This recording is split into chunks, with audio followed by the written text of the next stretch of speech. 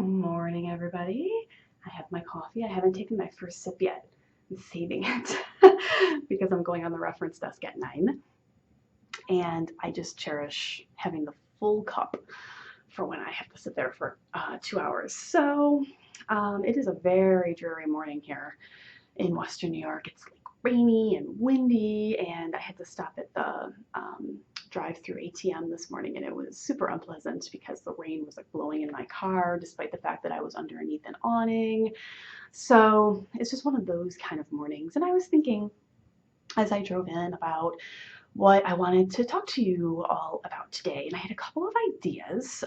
Just the first idea was like an updatey sort of post recording on spring and summer upgrades that I'm ruminating about with regards to my equipment and yeah, spring and summer projects and other improvements that I'd like to make. The other thing I had been thinking about is dance. I've got lots of fun dance stories, but I think what I'll do is go with the former, since that's all of those things are just very much in my head right now, and the dance stuff is going to be coming up, and will then be closer to when all of these things are going to be happening, and will be super fun to wax with you about. So we'll leave that for the next week or two. So just in terms of what's going on with me right now. Right, so I wrote yesterday about the book club, and I'm very excited about where we're headed with this. I've gotten some responses, and so I'm really hopeful this time that the book club is going to evolve into what I had originally envisioned, which is having fellow blog readers out there reading along with me, and then we can have a discussion after I post the review. It would be nice to have a format in which we were able to actually chat more, not quite so asynchronously, about the book. Maybe that's in the future. But for the time being, I think that attracting more of you to the selection of the book and the format at which we'll review it. So I had said that, depending upon the book, we may a lot of the times be dividing it up into, certain chapters or sections, and then read it over the course of several months rather than just reading it all in one shebang. I think for fiction that the reading it all at once is probably still the mode, but we're going to experiment, and I'm totally open to changing things as our needs arise. For fiction, I think at least at the outset, it seems to make more sense to me to read it all at one time. But there could be a fiction piece, maybe historical fiction, or any number of other exceptions that may lend itself to being something that we would talk about incrementally, because maybe it would take us longer to get through. So we'll just take it on a case by case basis. But yeah, I think that'll like ease the pressure. We can take our time with it, but we'll all be reading along. And I just cherish that sense of community. And I think that will just be so fun for all of us and rewarding. So that's the approach we're going to take. Is I'm going to post a poll sometime in late April, probably. I'm going to be discussing Divine Mercy for Moms. I think that's the official title, right? And towards the end of this month. And so around that time, I'll post a poll for a book that will start sometime in May or June, probably. And then we'll take our time with it over the summer. And yeah, so I'll have a poll up, and I would really love your feedback about the types of books I would include in the poll. So I'll definitely have one or two fiction options, whether they be Catholic or secular. There's definitely going to always be a secular fiction option, I would say. And then you can pick. And there'll always be a Catholic nonfiction option, and there'll probably be something else. So if you have a suggestion for a genre that I should consider including as one of our options, please let me know, because I forgot to mention this in my post yesterday. If you have a book, a specific title that you would like us to consider, then definitely write in with that, and we can all take a look, and I can include it in the poll, and then we can let everybody vote. But I would love suggestions, and I'm just really looking forward to downloading some new titles to my Kindle and getting started. So you'll be seeing the poll soon, but now is the time if you want to suggest a genre and or a title, write into me, and your opinion counts over here for sure. I will include it. So just let me know. So I'm excited about that. In other types of blog, podcast, news, I'm thinking about ways that I can improve the recordings that I do here. So if you're listening to the audio recording right now rather than watching the video, hopefully, fingers are crossed, you heard a little intro to Tea Time with Tiffany for the first time. I found a little short song that I liked and recorded an intro. And I'm going to be, as long as I remember how to do it, including it with the audio file. So yeah, I'm just trying to come along here with my abilities and making everything sound nicer for all of you and learning new things, which I always enjoy doing. I really miss that about being in school. I don't miss the pressure to the deadlines and all of that, but I really miss learning new things in that kind of a structured way. So I'm enjoying learning more about producing audio content. And so I did that, but I've been also thinking about like acquiring a soundboard is definitely something that I would consider. So I could have little sound effects and, so not only for this, but for Planned and Not Scripted that I record with Christina. So we'll see. That's, I would say, on the horizon, but, off into the future. Something more immediate that I'd like to acquire this summer is just some upgrades for my audio recorder. I'd like to get what do you call it? Like the stand for the microphone. What do you call that? Tripod, I guess. I have a tripod for my big microphone that I use for Planned and Not Scripted, but I can't use that microphone with the audio recorder yet because I don't have the right equipment. So coming, but in the meantime, with the audio recorder, you can get a little set that includes that little tripod, so it kind of keeps it up and stable so you don't bump it as easily.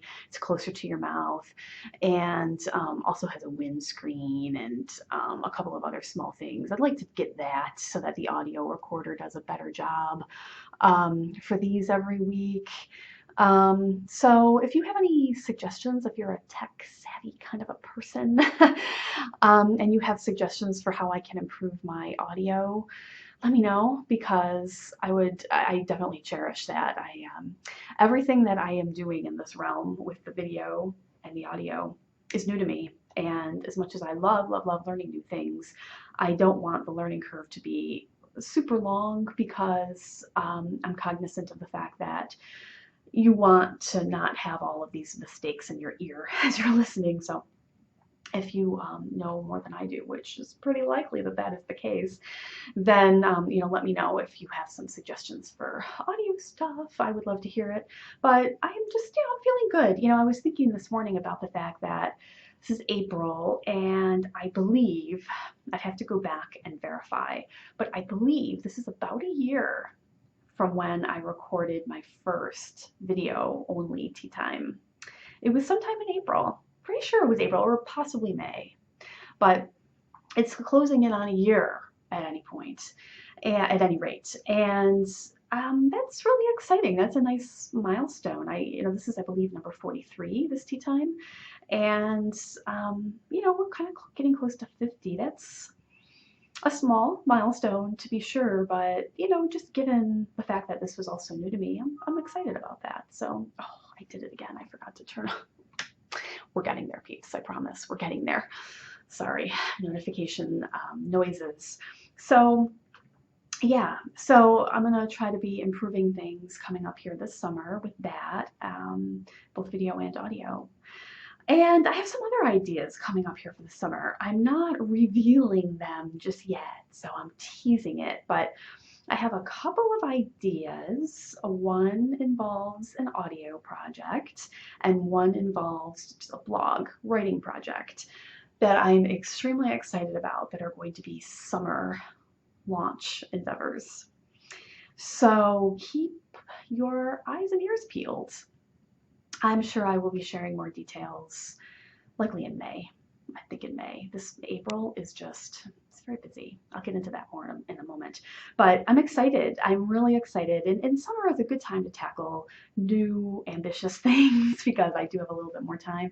And I'm really excited to share this all with you. And it really is a testament to the fact that over the past year in particular, since I started doing these shows with you, I've built a little bit more of a community in my home at Life of a Catholic Librarian.